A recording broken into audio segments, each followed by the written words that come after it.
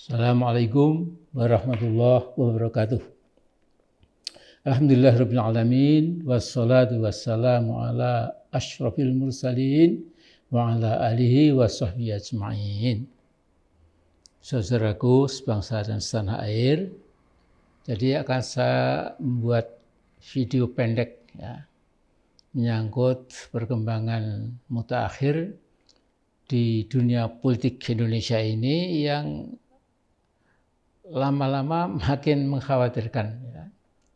Jadi dulu ada istilah sampai sekarang masih, yaitu rusaknya politik negeri kita ini karena money politics ya, politik uang yang disebarkan ke mana-mana semata-mata demi mendapatkan atau mencapai tujuan politik, bisa sebagai bupati, wali kota, gubernur sampai presiden, maupun juga di legislatif partai-partai berlomba-lomba ya, bagi-bagi uang ya. Nah, tapi yang lebih gawat lagi menurut saya sekarang ini ada pragmatisme politik yang kebablasan ya, luar biasa ya. Tidak ada moral, tidak ada etika, tidak ada akhlak ya. Tidak ada aturan yang dipegang lagi, semua menjadi boleh ya. Dan ini kita akan menuai kerusakan yang lebih dahsyat lagi. Ya. Jadi yang namanya katakanlah koalisi ataukah pengelompokan politik ya, yang semula diketahui oleh masyarakat atau publik mengarah pada sesuatu atau seseorang, ya, tiba-tiba lantas berubah dalam tempo yang sangat dekat. Gitu. Bahkan meninggalkan ya teman yang tadinya sudah seolah-olah sepakat dan lain-lain. Jadi ini betul-betul gawat. Ya. Dan saya pikir kalau dalam berpolitik tidak ada lagi tuntunan agama ya, yang akan membawa kita kepada arah perjalanan yang benar, maka sesungguhnya the whole political game is useless ya, sama sekali nggak ada gunanya itu ya, bahkan destruktif ya, menghancurkan dan segalanya lah, pokoknya betul-betul hancur-hancuran ya. Nah untuk itu kepada mereka yang beragama Islam saya ingin mengimbau, saudara-saudara pasti hafal surat Ad-Duha, sangat dikatakan wal akhiratu khairul laka minal ula. Jadi akan datang akhirat lebih bagus dari yang sekarang ini, al-ula dunia ini. Dunia ini kan cuma sekeping kehidupan yang dipenuhi dengan segala macam tarikan-tarikan hawa nafsu dan segala macam yang akan membimbing kita kepada bangkrutnya kehidupan dan membawa kita insya Allah ke neraka jahanam. Bahkan dalam surat Al-Kahfi ayat 46 itu dikatakan al-malu wal banuna zinatul hayatid dunya wal baqiyatus sholihatu khairun inda rabbika thawaban wa khairun amala. Jadi sesungguhnya harta benda dan anak pinak keturunan itu hanyalah perhiasan di dunia ini ya. Sementara amal soleh yang langgeng itu jauh lebih bagus di mata Allah, di sisi Allah sebagai ganjaran, thawaban, wa khairun amala, dan sebagai juga cita-cita. Jadi ini saya kira sudah dilupakan oleh para sebagian teman-teman itu. Ya.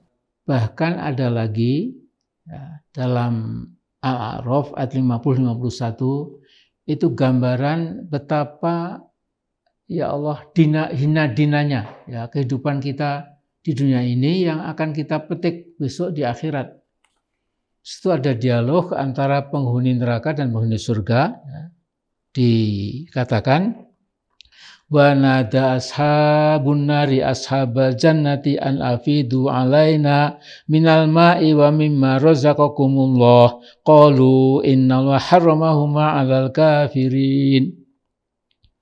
Jadi penghuni neraka itu mengaduh-aduh kepada penghuni surga, limpahkanlah sedikit air atau apapun yang telah diberikan Allah sebagai rezeki untukmu. Ternyata penghuni surga mengatakan, sesungguhnya Allah itu mengharamkan kedua hal yang kamu inginkan itu, karena kedua hal itu diharamkan bagi orang-orang yang kafir. Jadi mereka yang di neraka jahanam itu adalah orang kafir. Ya. Nah kemudian yang penting lagi untuk disimak adalah definisi orang kafir, yaitu alladzina takhadhu dinahum lahwan wa la'iban wa gharrathumul hayatud dunya fal yawma nansahum kama nasu liqa'a yaumihim hadza wa ma kanu bi ayatina yajhadun. Ya. Jadi orang kafir itu, kata ayat tadi itu, adalah orang-orang yang mempermainkan agamanya dengan lahwam wala'iba, ya, dengan permainan dan dengan sendoguro, ya. Kemudian kata Allah besok di hari kiamat, karena semua itu sudah terjebak, tersesatkan oleh kehidupan dunia itu, maka Allah mengatakan fal yauma nansahum kama nasu liqa yaumim hadza. Pada hari kebangkitan ini, aku Allah, kami Allah tidak akan mempertimbangkan sama sekali, kami sudah lupa kepadamu karena kamu juga merupakan pertemuan hari ini. Ya. Dan mereka itu disebabkan karena dengan ayat-ayat Allah yajhadun, ya. Jadi menentang, mengejek, keras kepala dan lain sebagainya.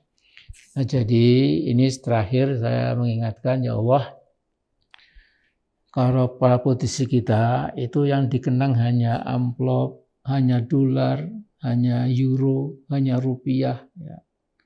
Sehingga nggak ada prinsip yang harus dipegang, berlomba-lomba, ya, berlomba-lomba mengejar kehidupan dunia itu kan seperti juga menjalankan agama dengan main-main dan sendoguro. Ya.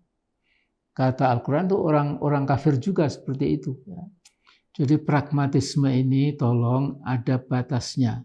Pragmatisme yang tidak sepenuhnya buruk, ya, tetapi para pengamat dan para filosof mengatakan juga bahwa pragmatisme itu jelas punya dark side, sisi yang gelap, ya.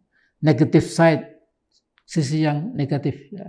Yaitu kalau mereka kebablasan dalam mengejar sebuah cita-cita dunia keduniaan ini, ya, kemudian lantas menggasak segala macam aturan moral, aturan hukum dan lain-lain. Ya. Karena itu, ya mudah-mudahan, ya, ini menjelang tahun politik, kemudian uang akan ditebar di udara, di desa-desa, di kota-kota, di pelosok gunung dan lain-lain, ya, oleh para ingin ya bandit lah, ya, bandit-bandit ekonomi, politik, ya, dan semuanya gitu. Jadi kita selalu berdoa, ya, mudah-mudahan tidak menimpa kepada kita karena risikonya sangat berat, ya. Hidup sangat singkat, hidup kita sangat singkat, ya. Jadi mari kita kenang bahwa akhirnya kita akan sampai kepada ajal kita.